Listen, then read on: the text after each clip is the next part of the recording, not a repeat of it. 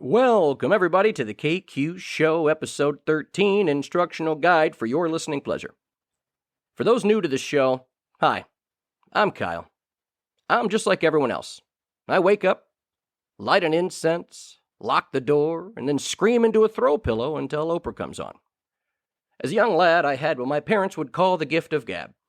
I love talking and listening to interesting people, and I'm here to tell their stories. I'll be chatting with business owners, musicians, snap bracelet awareness groups, and dishwasher-safe toasters. Today's episode brings us talking with hip-hop entrepreneur. I talk with Hector, hrealtalent Balza. We discuss his journey through the hip-hop and R&B world, running a business on the side, and what it takes to balance all of it while still being a great father. So enjoy the show. KQ Show. You're telling me I'm in the back seat, but I'm in the front seat driving you home. Your man don't know nothing about this, so we can get on the low. You call me all the time, baby. I know that you bored. He don't touch you like I do, baby. You always want more. Welcome, everyone, to the KQ Show, Episode 13. That's right, we've got background music brought to you in part by our guest today. Our guest today came here from Venezuela when he was 9 years old. He's a hip-hop and R&B artist, owner of The Power Source, power washing business, father of two, COVID survivor, and one of my good friends for over 12 years, Hector, hrealtalent Balza. Wow, bro. What an introduction you have. You really do your homework, bro. I like it.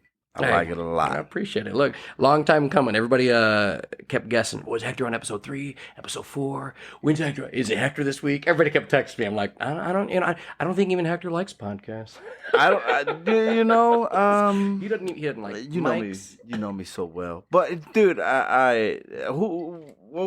up with that song, dude? I like that song. What you got there? Well, I mean, I would like to say it's brought to you by hrealtalent called She Did It Again.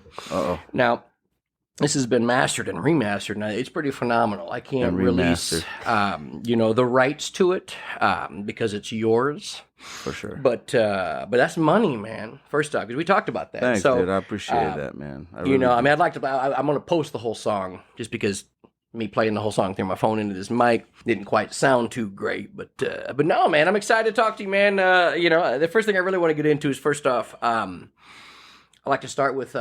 What are we drinking, and why are we drinking it? Dude, we are drinking Elijah Craig, dude. It's a nice whiskey. Why did we get it? We got into it. We got into that drink because we were looking for something. I don't know what we were looking for. Affordable whiskey that had good flavor.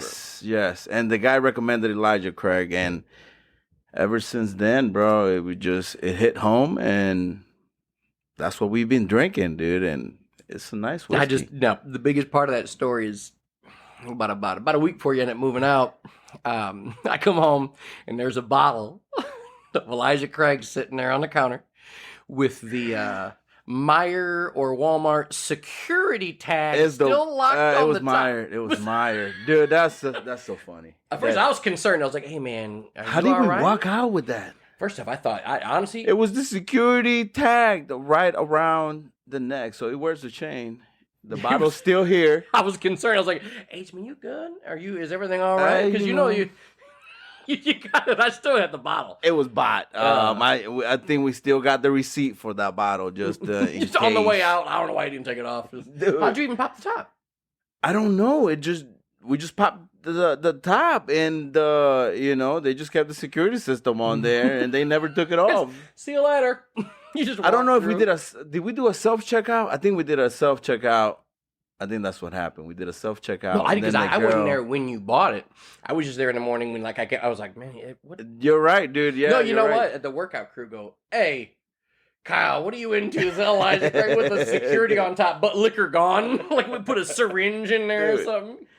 No, dude. The thing hangs around the neck. The security system hangs around the neck. So we were able to, just pop the bottle open with no casualties. So It's finagled the system, man. hey, that's I blame them, not me. I just they just gave me a good souvenir, and it's a good memory because now it just hangs there. It is still here. Yeah, it's not getting retired either. No, dude. Well, good shit, man. Hey, so the first thing I'm gonna talk about is a song. A song you have and other music you have out. So, biggest thing, man, is what was it? What was the day you decided that you really wanted to get into music, R&B, into rap? Because I feel like you definitely blend both cultures. I mean, what was the day that made you decide that's kind of what you wanted to do as either a career or hobby? Wow, dude. Music's been in my life for such a long time. There wasn't any back when I was a child. There wasn't any household that we didn't walk in with my dad when someone hand them a guitar. Every single time we walked into someone's home, someone handed him a guitar and he denied it. He was like, "No, I'm okay. I'm cool. I'm good." No, dude. By the time he was done, he had already done 3 songs on the guitar, and he had a whole crowd going on. And it was just cool to see, man. I've always been around music. Always wanted to do something with music. And then I met, I think when we first met, we were on LC3. Yep. Wow. Oh my I have the goodness. pictures I'll also post when we put this to you. Please don't. Oh, if you need to Google LC3, you definitely can. And you'll see, now Hector, was that a fedora that you had Do not on? Google Or LC3, please. But if you do, you're gonna find some things that you. some shirtless weird pics and a lot of fedoras. We got creative back in the day, dude. So You were getting in there. it was a good group, man. So that helped my career out as a musician. I love music. I've always loved music, dude. I've always wanted to do something with music. I think it's just the way I express myself through my music. I just have all these ideas when I hear a beat, and I just want to get it out. So, I want someone to just listen to my idea, hear my idea, even if it's just something. I don't know, man. I just always want to put my music out there, and a lot of it I keep to myself, and. So you'd mentioned your pops. Yes. It's in your genes, right? Yes. Because what your dad his whole life was into music, right? Yes, my dad's been in the music business for such a long time, dude. So I know he was doing church. He was doing church. I mean, you talk yes, about dude. Yeah, So my dad, my dad's been in the singer. gospel, dude. My dad has done folk music, ballads. So he's been everywhere with his music. I think he dedicated his life to Christ now. So he does a lot of gospel music for over, 20 some years. I mean, I remember him being in church, just doing concerts or singing after or before the pastor went on. So music has always been in my life. And I love it. If I have an idea or something, I want to put it down and I want it to be heard. I want it to, I don't care if one person hears my music or 100 people hear my music. It's just an expression. I do what I do. I have all these melodies stuck in my head, so I just want to put it out. And however it sounds like, man, that's just. So how do you walk me through how you take whatever is in your brain? Because I feel like that's kind of like how you vet. So, yes, dude. I mean, my music has been my outlet. It's an escape. So, we go way back with music, dude. Even with you, bro. We go way back. We're not going to release the freestyle tapes. No, we will not unless I have the rights to. By you, so you say yes. And, just bring the flash drive or however many hard drives worth of there's so much rapping music about having fornication with grandmothers. It's not a thing. I just somehow rap about it. I don't know why. You did have a thing with grandmothers. It just rhymed with other things, I guess. I don't know. But it was pretty funny, man. I'm not gonna lie. So we do have a lot of tapes that have been unreleased. You have the unreleased tapes. The unreleased. The Disney vaulted tapes. But it's been good, man. I just love I hear a beat or some kind of music, and then my brain just wants to add to it. I just can't stop it. It just wants to just add a melody to something, add lyrics to something, whatever it is. Even if I hear an artist that I like, and I just want to, like just add my touch to it. So. I listen to a beat and then I have all these ideas that I want to put down, and it's so hard because I'm very critical of my work. So, when it comes down to really putting something together on my own, it's really hard because I want other artists to like hop in on this. Like, hey, do what I need you to do. And the song will sound great. Like sometimes I have to go and sing something that I don't want to sing, or maybe my voice is not good for singing. But I have to do it because that's just the idea, and I wanted the idea to sound good. So, but yeah, dude, I have to put the ideas together and put them down. Because, but that's pretty badass, though. Where you said I needed Genuine to jump onto my track. Dude, he was not available that week, so you just did it, dude. I wish I knew a lot of people that will do music like that, because I would be like, dude, you need to sing this, you need to rap this, you need to go on here after this first, and then, bam, let's make a hit. We could take a second to, listeners, it's hrealtalent. You can follow him on his Instagram. We'll directly take you to his SoundCloud. If you can sing a chorus, hop on some of his shit. Yes, let me know, man. I'm willing to work with whoever, dude. I'm down to hear other people's ideas, dude, and just get together, man. That's what I like about music, and that's why we met so much at in my apartment. I don't know how we did not get the cops called on us, dude, but we would be there just freestyling till 3-4 o'clock in the morning, dude. So loud. Me, you, and Keynes built a rap booth. I'm talking booth. Like, you jump in, it had the plexiglass, it had the soundproof, everything legit. Like, in your apartment, which was 3 a.m. Yeah. We had the saws running. Yes, all those drills getting busy at 3 a.m. on the 3rd floor. Yeah, at an apartment. What was that? Right behind Meyer over there. Right? Was it the Autumn Lakes apartment? Autumn Lakes apartment. Just making Autumn a rap Lakes booth. Apartment. Did you have to take down the rap booth when you moved out, or usually? I did. Man. Oh, did you? Okay. And I wonder if like the next person goes, "Is that a rap booth?" Dude, I had I wanted to sell it because you could take it apart and put it back together, but man, there was so much mixed emotions when I had to get rid of it, dude. It happens. I think Keynes burned it. Ended up burning it. Yeah, it was a celebratory. Yeah, I got you. It was awesome, dude. We had a good time there, man. I just love the commodity of everyone just get together and we just freestyle, man, on whatever the heck it was. It would just be, we'd get home. It'd be, actually, I think it was separate. It was always the winter, though. Every time you invite, hey, Kyle, man, hey, come over tomorrow night. All of a sudden, it'd be like the Lord had brought 12 inches of snow. Every single time. I'd have to bring a backpack and stuff. Every single time.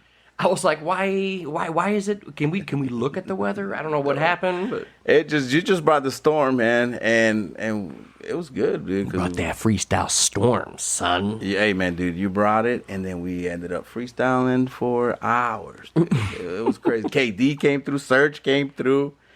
I remember when you guys showed up, man, I was so fucked up. Oh my You talking when you fell asleep on the keyboard? Dude. I think so. Yeah, I think that was the time. Dude, I was trying so hard, man. I still remember till this day. So you guys don't. It took a lot from me to like get up because I was sleeping in the bed. I was passed out. I had been drinking so much. Holding you up in the chair. Yes, dude. Like, H, we don't know how to press these buttons, bro. And you just kept. shape. You did that. I mean, I seen your drunk face. You look at me. You looked at me like, I have no idea what's going on. I'm like, hey man, you have to somehow start this rap booth because we're gonna get in there, and you were just. Dude, I tried to get up, and I was in the bed. You guys got me up, and I was like, man, they're here. I still remember that because I like. We were there before you went to bed. You just got real hammered. You got there, went in the bedroom. I and passed out on the. I didn't make it to the bed. Oh no, I remember. Yeah, I think. I But passed out on the bathroom floor, dude. we'd roll you in there. You sit in this chair. We need you to hit a couple buttons. That was great, man. I dude, that was. I'm sorry, man. That was That was could've fun. been It an was epic night. always fun. I was like, I'm trying to get you guys to record. So man, no. So you brought up something I do want to touch base because you talked about like being overly critical, man. Because I can kind of relate to that just by listening to my own voice. Like when you don't hear yourself, then you hear yourself. You're like, damn, is that what I sound like? Is that what Yeah, it man. is? But like the creative aspect, like what do you? What goes through your creative process? I try to sound as natural as I can. I mean, it definitely, dude, having a podcast and now listening to your own voice every time it's Oh, it's a lot. it man. gets better with time. Lord, yeah. But yeah, dude, that's such a hard part to listen to yourself and to be critical of yourself. If you don't and you can't really be critical about yourself, dude, it's just going to like create more issues in the long run when it comes to editing. You want to do editing to yourself and to your vocals, and Mhm. so that's the hard part, just being able to listen to yourself and to know where your voice is going or where what really is that you're looking for, and quality for me is huge, man. I can Quality is such a big part for me that I'm constantly thinking about it. If the song doesn't sound right, it's not coming out. If this is at a low, a different tone of voice, I don't want to put it out. No, man, it just makes me think too much, and I don't like it. I just want to put something out there that's natural and just sounds natural, and sometimes you just got to find that voice, man.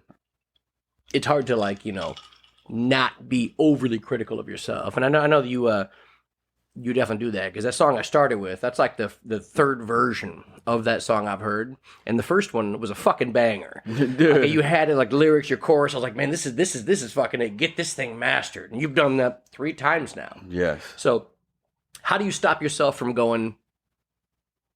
It needs more, or are you able to do that? I guess, Dude, you gotta find a team, because sometimes or your friends, like, hey, dude, listen to this. You like it? This sounds good. Sometimes I just want to keep adding and adding and adding and adding and adding and adding, and that can change so much until it sounds perfect. But when it's perfect, that's my thing, and that's where I struggle the most. It's like, what is perfect? Like, just let the song play. Let the people around you, like your engineer, your producer, I'm working with a couple people right now that, they have some experience and they know what they're doing. So sometimes, like, I have to put my trust in them and what they're doing, because sometimes I want to add more and I want to keep doing more. And so sometimes you just got to be like, hey, enough is enough. Like, this sounds good. Like, you are the only one that's gonna hear that little mistake right there on that verse. And so that's been the hardest part, man. Just being critical about things, and I just let the engineers do their job and the producers do their thing, dude. And I trust their process, and I love how they work. And yeah, I mean, because I'll tell you right now, that song, man, like, because you hit me with the rough cut, and I was like, that's good. I like the lyrics, I like the vocals, I like the chorus. I think it had a good. Everything was all set, and then I seen you redo it again, and it's. I know, dude, because I always do it yeah. at home. I have the studio at home, so I pre-record at home, and then just to like practice, just make sure I don't need to add anything else, and so then after that, I'll take it to the studio, and I let the engineers do the work, and I just tell them what I want, and they're pretty good at just delivering. And So what was the when you jumped in here before you got to the studio? 'Cause that's a big jump, the studio. So So what was that? So walk me through your first time. That's a pretty scary thing. Like you're taking your art and you're giving to somebody else, going, "Hey, I want this to be good." Well, I gotta go back to wow, I gotta go back to LC3 on that. Go ahead. Also, you can find it. Just Google LC3 and then Fedora. Don't Google LC3. But dude, if you do, Now, I'm going to share the pictures. I've already Googled for them. Don't tag me. But so I think it's been, when I went to do my own thing, I think it got easier because I had done it before. Mm-hmm. And I did it, with LC3. And that was such a cool experience, dude, because we recorded in this guy's room. Old school recording. There was no computer involved, just old school. Just all shit plugged Record in. player where he presses the button, it stays in the thing, and so we will go to his house and we will record like 3 to 4 tracks, and then we will go. He will master them, and then we'll hear him be like, "Okay, this is it. This is good." And so, like, I think that got me ready to like jump into a studio or started working with someone. Yeah. And so we started working with this guy named 3CK from Elkhart, Indiana, dude. And this dude was an engineer, man. He's still an engineer, and he does his thing. He makes it so easier for you. If you have an idea, you just come here, put it down, and then he'll show you different ways of how he will do this and that. And if you have an idea, you spit it out to him, and then he just does his thing. And it's awesome, dude. So I think for me, recording, dude, and putting my work out there, it was very gratifying, dude. I really love it, and I feel accomplished when you do a song, just a good song. I don't really like to put anything out there that's sounds whack. I got you. So what was the biggest thing when you jumped into? What was the thing you least expected? Like you jumped in, hey, I'm talented enough to be a rapper. I can be a rapper, R&B singer, all this. What was the biggest? What was the biggest hurdle? What was the biggest thing you didn't know going in? Just being able to. I think it was very being able to communicate with the producers and just not having that relationship with them. You got to have some kind of connection with whoever you're working with, because if you don't, your work can go south. Okay, I got you. Yeah. And so they could want other things, or they could hear other things while you are stuck in whatever idea you had. So I think that's been my biggest hurdle. Just being able to communicate with others about my idea. This is my idea. This is what I want. This is how I want it to go. And so this is how I want it to sound. And so to find someone that can do that, it can read your mind and can really listen to you, and lucky for me, I found a couple of people that can do that. Even KD, shout out to KD, dude. He's my future audio engineer. Every single song that I have or any idea, it goes through him first. There's no questions about it. So go back. So you send your raw lyrics or ideas to him? Yes. KD, oh, shit, okay. Yes, KD always gets my ideas first. I'm like, hey, dude, I'm working on this. What do you think? I'm feeling it. And then just being able to take that constructive criticism. Yeah, dude. That's a tough thing to fucking take, isn't it? Oh my goodness. Isn't it? When somebody tells you that, like maybe something you put a lot of work into is yes. So that's a humbling moment. Especially, yes, it is. As a grown man, like you hit that level, you're like, yeah. Dude, yes, it is. Because when you have this idea, dude, there's times where I'm like, this is it. This is the song. This is a good song. I'm gonna send it to him, and then you send it to whoever you need to, and then they're like, well, I'm not feeling the part here where and you're like, dang, how am I gonna take that? You know, like, you know, sometimes you just gotta be like, all right, whatever, man. We're just gonna listen to what he's saying and then just put it in context and then just try to do something different, or if it sounds different, if it doesn't, you know. And so I think that for me has been like a big hurdle, dude. Just being able to just take constructive criticism and being able to work with someone that can actually like understand you, you know, or understand the idea that you have in your head, you know. Well, that's probably fucking amazing that it happens to be KD. I mean, because you guys been cats, dude. You know. Wow, man. Since so you and KD, you guys been cats. Now, did you know him in Venezuela? No, I did not know him in Venezuela. He lived. I think he lived since he was 2 in Virginia, and I met him when I was 9. We moved up here from Miami. My family did, and we've been friends ever since. I mean, 9, 10 years old, we were kicking it in church, and Serge also, and it's been a wild ride ever since, dude. It's been great, man. I love these guys, man. I love Serge, I love KD, man. They're my best friends. They're damn near brothers. Yeah, for sure, man. So that's a relationship I'm lucky and happy to have, for sure, man. But yeah, man. How did so walk me through? How did LC 3 get kicked off? Like, what happened? Dude, LC3. Wow.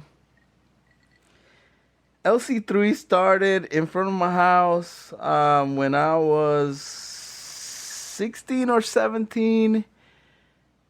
I don't know what happened. It was Sergio. It was Sergio, KD, and I hanging out, and we started. Someone brought the idea. I was like, "Hey, man, we should start a group, and we should work on this song." I think KD at the moment, he was the one that was. He had the studio. He's like, "Hey, man, I could do this. I want to do music, and we can probably try something." So we did, man. We came out with this great hit song. What's it called? Called Muévelo. Like move it low. Okay. That's what. Got you. Know. Put it down lower. Move it low. So, dude, we wrote everything that night, and I had a connection with this guy that worked for this other rapper that was in town. His name was Breon Warwick, which, dude, if it wasn't for him wanting to do something in Spanish, I would have never gotten into this game, dude. He told my friend, he's like, "Hey, man, I want someone to do this part in Spanish. Can you find someone?" And then that friend told me. I told KD. KD and I went to this guy's apartment, and we got together, dude. We wrote something real quick, and then he introduced us to our first producer, engineer, dude. So you're 17 getting introduced to a producer. 16, 17 introduced to a producer? 9. Wow, dude. Wow, yes. That's dude. badass, man. Yes, dude. So we did something for him. You said Strychnine? Yeah, dude. That was his. 'Cause I remember that name. Was he? He was a DJ. He was a DJ gotcha. here in South Bend. Yeah, I remember DJ Strychnine. Okay, I got you. Dude, Yeah, so I got you. he had a studio in the house, and we got introduced to him because we went to do a song with him. So then we started meeting a lot of people with music. We met. We worked with this other guy. I can't remember his name, but we met him through a friend who. At the time, they had a band here called Student Rick. I know fucking Student Rick. Yes. Yeah. Yes, I know all them dude. cats. Yeah, Cat Yes. and his chick, yeah. Yes, dude. Yeah, I remember we used to go to their kick at their house, man. Yeah. Yes, dude. So, Student Rick. Fuck me, that's crazy. Man, yeah, so one of the guys, introduced us to this guy who we recorded with we recorded a good 10 songs with him, and after Strychnine, it was him, And so, yeah, dude. I mean, that's how it all started. I mean, we just started recording with them, and then we just started making more songs and more songs and more songs. And dude, that was such a good. I miss that time. I really do, man. That was some of our best years. We did a lot of good music. Of course, if I go back and see the tapes, it sounds like we needed a lot of work. But it was so fun. We worked with this guy named Larry Chips. And dude, we did some good songs with him too. Wow, dude, he has such a catchy voice.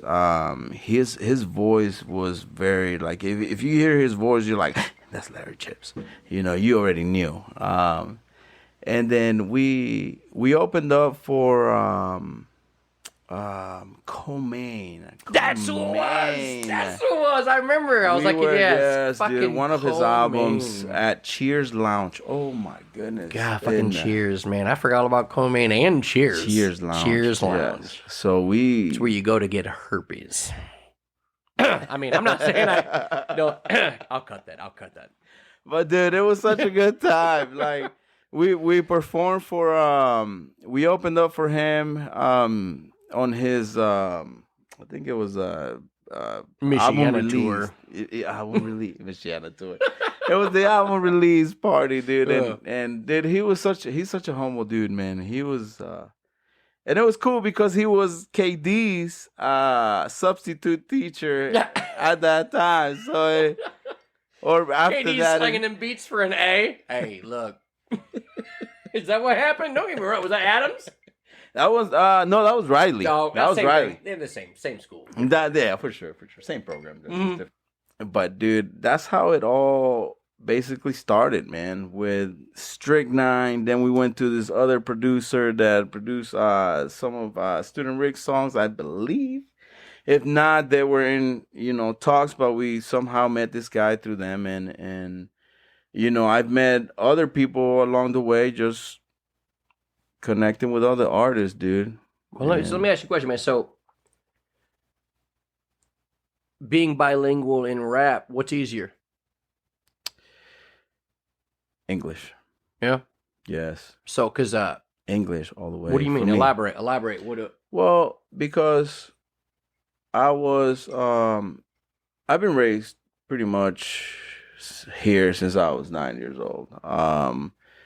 My Spanish goes as far as, I lived in Miami, Florida for a few years when I was little, and then we moved up here. So there was a lot of Spanish through Miami, but Miami is just... Miami's Spanglish, isn't it? Every version of Spanish, right? Yes. Everybody has their own dialect. Cubans, you have...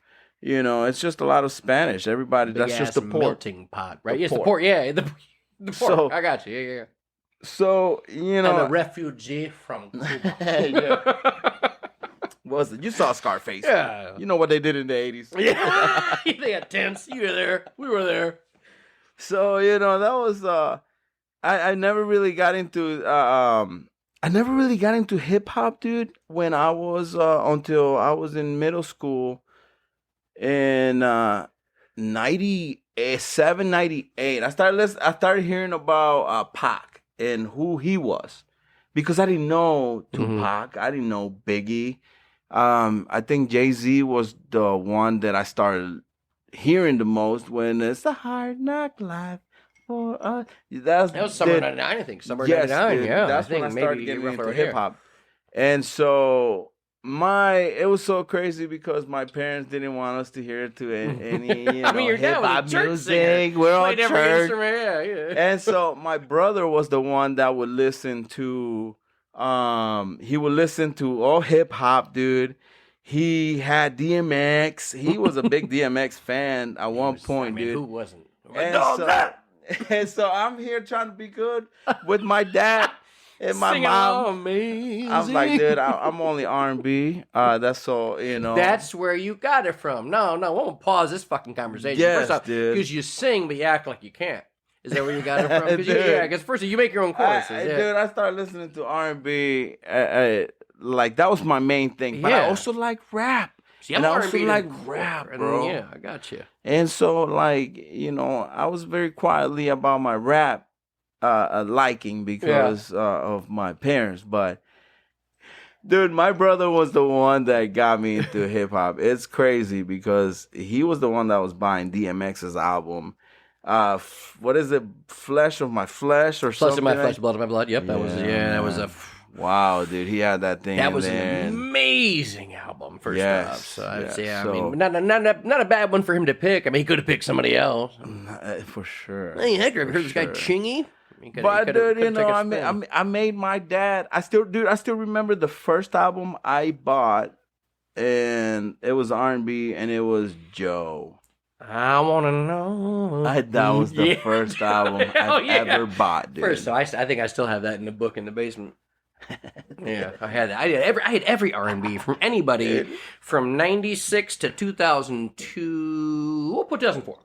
That was a good album, dude. That was Oh my goodness, dude. And so I wanted my dad to know that I was listening to R&B and not rap music. He was trying to be like, "Oh, you trying to get some amazing rays, My bitches?" brother's the bad one. Just Yeah. listening to rap over there. But dude, I started getting into rap, and man, it was just game over for them. For after that, dude, it was. I once I met KD, I was like, hey, KD one time said, hey, dude, let's get together and write a rap song, and I was like, a rap song, okay, man, I'll try to come up with these lyrics. I'll do what I can. I don't know. We started writing. I still remember this. Till this day, we were in his parents' house, in his room, and we were writing to this beat. I don't know if it was a beat or if it was a song that he was playing, but we started writing, dude. And my writing was whack. My lyrics were whack. I can't believe he still doesn't bring it up till this day. And so I think it all started from there, man. We just start clicking on the music level. Then we had a group for church. We used to sing at church. Oh shit, the LC3 Disciples, or was there? It was somewhere around there. It was called, actually, I'm gonna drop names, bro. It's gonna go. It was Serge. Shout out to Serge. KD. I think he might have been a baritone. Dude. It was my brother. Shout out to my brother Cam and John Gomez. Man, love you, Gomez. And it was myself, dude. It was just a group, man, that we had. And since my dad was so connected in the church with gospel music, he had a lot of requests to go from city to go sing or to give a concert out, and he will always take us to go open for him. And so we got a lot of his fan base. You had to keep it clean. Yes, for sure. Now man. was this before LC3? Yes. This is first off. pre LC3. Yeah. This is with KD. Yes. Okay, KD so this was is involved through all you guys' first. This is so hold on. Yes. What was this group called? Made by Ham. I got it. Made by Ham, bro. Made by Ham? By him. Oh, him, okay. Because I thought you said made by Ham. And I'm like, first off, we need to rewind here real quick. What the fuck did Bacon have any part? Made by him, bro. Made by him. That's pretty, so that's how it kind of got kicked off? Yes, and that's what we... dude, I don't have tapes, man. We used to have tapes. I don't know what happened to those tapes, but that's how pretty much it kicked off, man. After that, I think our music journey was just pretty much together. Just we needed a little something, and so that's when we decided to go with LC3 after years of Made by Him. Came to an end, but we used to follow my dad all around, dude, and he will have these concerts with these people, and it was insane to see my dad do his thing and to have us like come and do like 6-7 songs for these people in church. It was awesome, man. It was very gratifying at the time. I really enjoyed doing that, and just delivering the message. I enjoy that a lot. And so after that, LC3, hey, we know how to do music. We know how to, we have this background. We can go ahead and do whatever. So we started LC3 one night out of my Ford Ranger truck.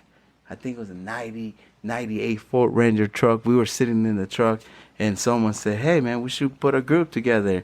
And I have this beat. Maybe we should do something to this beat. I don't know if it was a KD beat. I think KD made that beat. Yeah. And KD has started getting into it. And that's where it started, man. And then Strychnine came. So what does LC3 stand for again? LC3 stands for Los Chamos. Los Chamos means like the boys in Spanish. Like at least in our culture. Like three of the Venezuelan boys, or yeah, no, it's just like the boys. The boys, like Chamos is like, it's like a friendly calling, like to someone, like, hey, bud, or hey, son, like, but it's just in our culture, Chamos is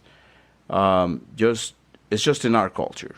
I never heard this on anybody else's, like, country or anything else, or slangs. We are the ones that use this the most, and is basically Los Chamos, the boys, and then just three. I got you. I mean, it pretty much means the boys. Yeah, the I boys. got you. I Three, got you. The boys. I got you. All right, that makes sense. I got you. So, LC3 was just a abbreviation for all that. I got you. They wanted to know, then we gave them the stuff, and then the Venezuelans were always like, oh, man, that's awesome, bro. Yeah, hell yeah. I like that. They're like, hey, man, I see Hector with that. It was a good time, man. Fedora. It was a good time, dude.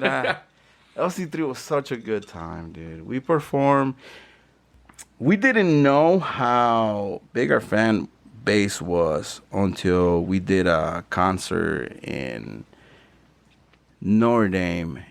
It was a coffee shop. We got our ducks in order. We did a show there, man. We had over 150 people show up that night. Yes.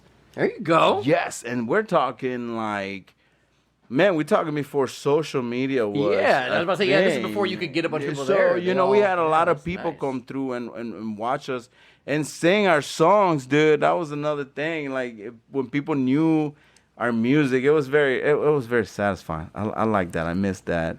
And we performed with several different artists, and it was a good time, dude. Music has always been a big part, dude, of me, and I love it, dude. I just vibing, dude. When we used to vibe back in the apartment, oh my gosh, those freestyles that we did, dude. So many, countless hours of recording. Nonstop. I could probably make an album called "Not Suitable for Work," just of me just freestyling. A lot of grandmas, a lot of sex with grandmas, And believe it or not, I have not actually had sex with a grandma yet in my life. I just somehow, when I rap, I decide, because it rhymes with like banana and bandana, and then it turns into something. You were so good at that, bro. You were always such a good freestyle rapper. It was like, how can you capitalize on everything in this room and make it like sound like so legit? Like, you would talk about, the ceiling being too high and then the ceiling being too low and the carpet being dirty, but then your grandmother's here and the grandmother's there and she loves me, and I'm like, what, dude? It's just crazy how your brain works, man. Yeah, and I have no control over it. That's what's even more crazy. Sometimes shit comes right out. I can't grab it. It's already out there in the world. Because some of the shit that just, dude, the basement. Dude, the bass, man. That was the 4th of July. Wow, the bass. Can we talk about Weed and Bowl? Absolutely, yeah. Because we were, it was all legal back then. Yeah, dude. I mean, so back, when weed was legal, Kyle had this guy's bowl, and we were freestyling around the mic, and the guy was just basically distributing, so we could all participate. So,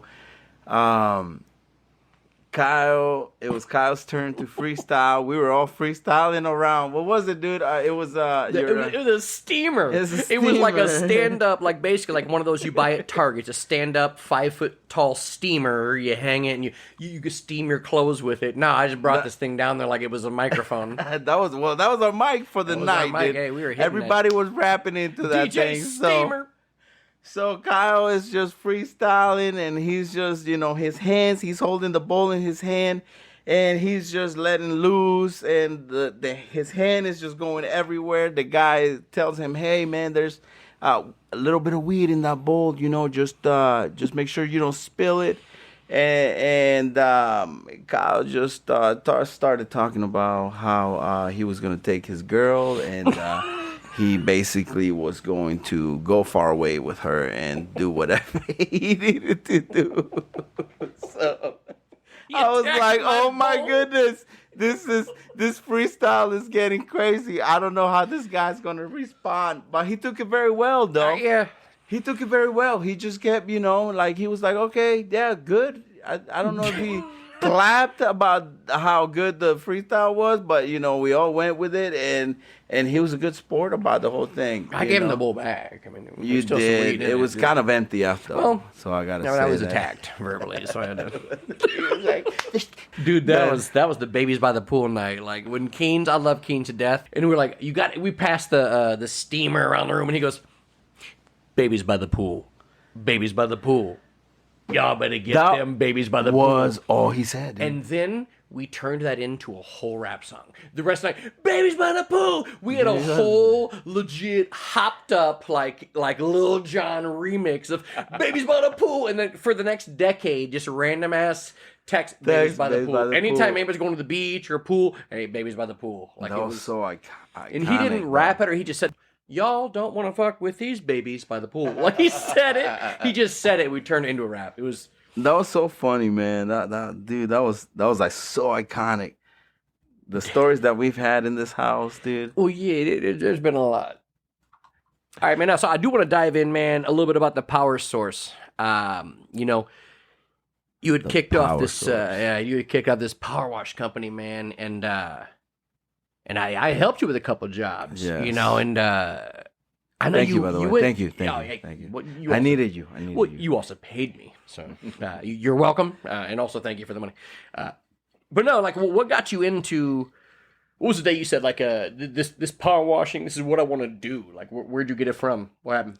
Dude, so it all started with I didn't have a job at years ago, and a friend of mine, he by the name of Jonathan Bloomhart.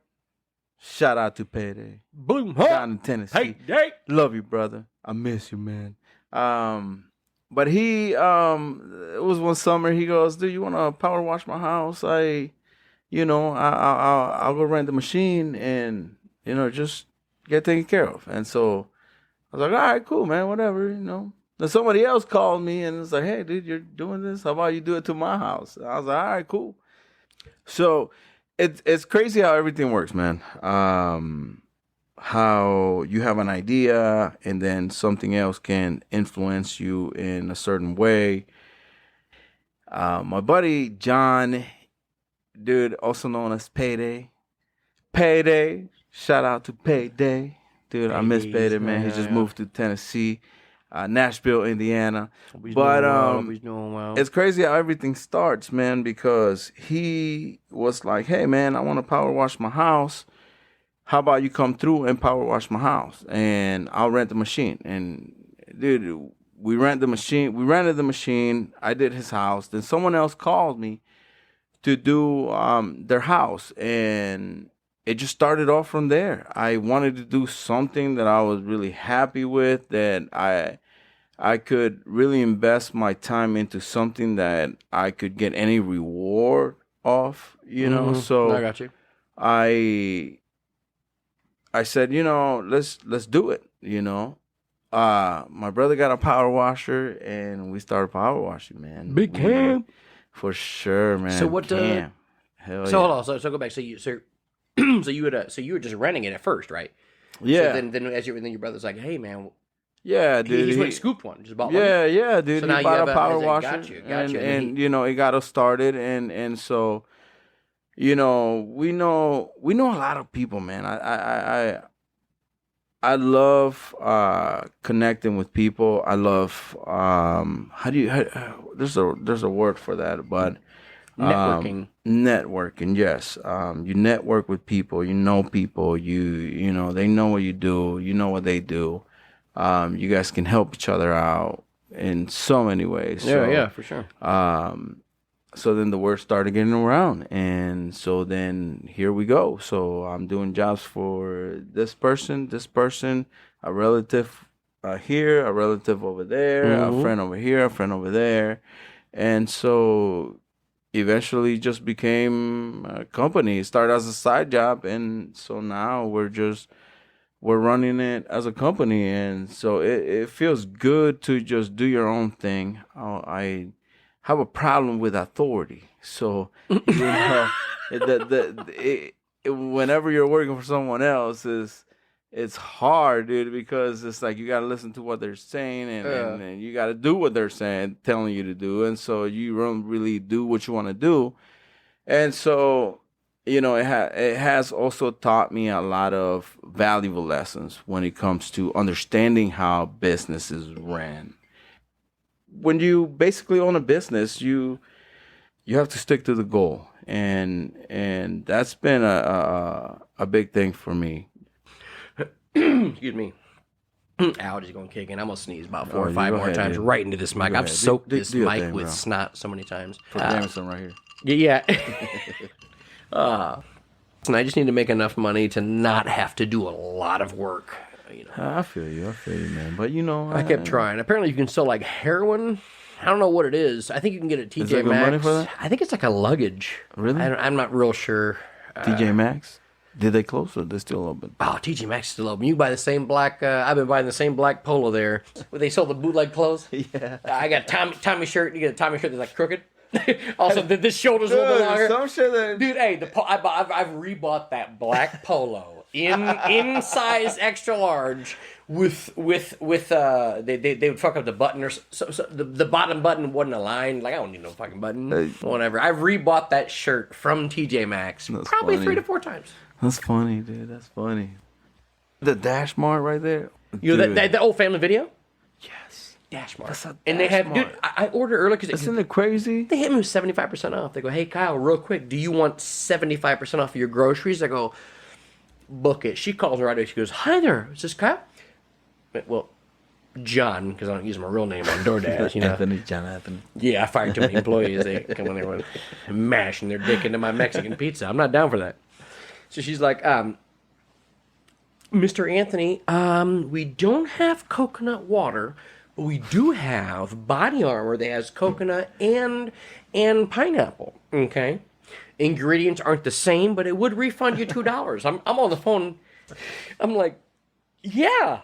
That was the greatest sales pitch. Whatever you're gonna say, yeah. Even if you said you're gonna charge me the same, and you're all gonna send me like a loose piece of gum. She was so professional. I was like, "You work at Dash Mart?" She's somebody the Dasher. She's the person putting it together. I was like, you know what?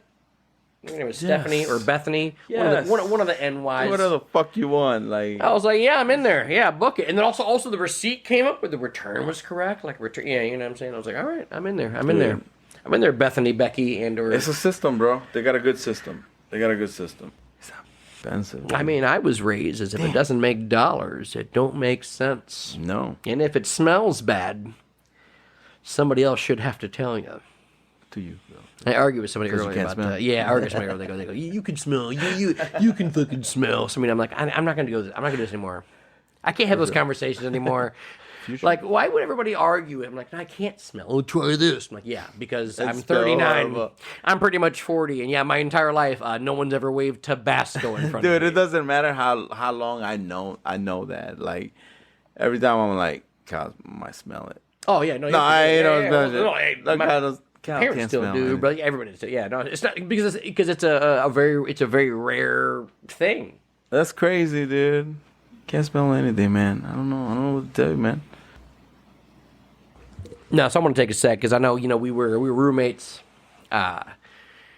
About a year and some change. I do want to bring up COVID, man, because I know that shit's spiking again somehow. Like we're on like the fifth I'm the cut tonight. But the start. I just like to hear, because the COVID story with us kicking it here was pretty fucking badass. So walk me through when you first got diagnosed. And Dude, then... so I started with, I had to go to the doctor to just do a physical check, and they were like, "Well, we're gonna have to test you because because it's of fucking COVID 2020. season." Yeah. And so This is probably like May of 2020, like a couple months after they shut down the Yes, city. Yeah, so yes, this is very for sure, strict, dude. very strict. Yep. for sure.